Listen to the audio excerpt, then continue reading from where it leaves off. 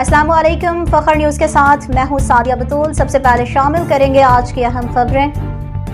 Japan کی نئی قومی حکمت عملی اور جاپان فرسٹ کا نیا بیانیہ۔ Javed Akhtar Bhatti, member Pak Japan intellect forum. Matsumoto shi Nagano Ken, بصد شکریہ جناب اقبال ورما، صدر Pakistan Japan intellect forum Karachi.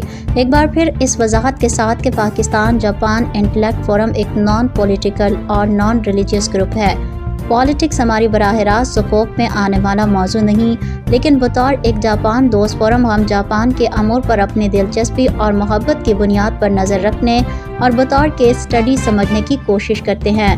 اس سے قبل ہم جاپان کے داخلی صورتحال اور اس کی جانب سے متعارف کی جانے والی ان پالیسیوں پر گفتگو کر چکے ہیں، جس سے جاپان میں مقیم غیر ملکیوں کے متاثر ہونے سے متعلق امور شامل ہیں۔ ہمارا آج کا موضوع نئی حکومت کی خارجہ پالیسی کے حوالے سے ایک تحقیقی جائزہ ہے۔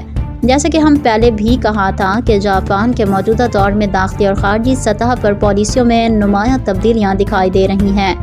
نئی وزیر اعظم سانائے تاکاچی کی قیادت میں حکومت نے واضح قومی حکمت عملی اختیار کی ہے، جس کا بنیادی سلوگن جاپان فرسٹ ہے۔ یہ پالیسی جاپان کے روایتی محتاط سفارتکاری سے ہٹ کر ہے، جس کا مقصد ملکی سلامتی، خود مختاری اور اقتصادی استحکام کو عالمی دباؤ سے بالاتر رکھتے ہوئے مضبوط بنانا ہے۔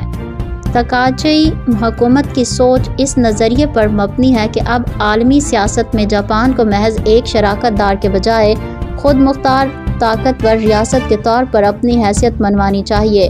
بطور ایک علمی فورم ہم PJIF کے جانب سے جاپان کی نئی حکومت کے لیے نیک توقعات کے ساتھ دعا گو ہیں۔ مزید خبروں اور اپڈیٹس کے لیے دیکھتے رہیے فخر نیوز HD۔